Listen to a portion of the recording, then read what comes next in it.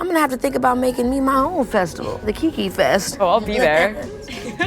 Riding shotgun with me today is Brenda Chen. Brenda, you produce some awesome virtual concerts already, but I want to get your ideas on a music festival in the metaverse. Like, did you see Coachellaverse? They had this AR experience where you could hold up your phone and see this cool animation alongside the performance. That was really cool. Yeah. But I actually think festivals in the metaverse are gonna be even more cool. In the future, artists are gonna have their own worlds within VR that fans can actually visit. I love that you mentioned worlds. I'm already visiting Keke Palmer world in my mind. The capital is Big Boss City. It has a ring to it. Another thing I think about when I think about music festivals is this all the running around. You're not gonna have to run around anywhere. Like, you could just teleport. I love a good teleport moment. Yeah, and I don't wanna run. If you have like crowd anxiety, like a lot of my friends do, you can attend from the comfort of your own home with all of your friends that live all over the world, and you always have a front row seat. Yes, that is so cool. Watch more Are We There Yet? Streaming now.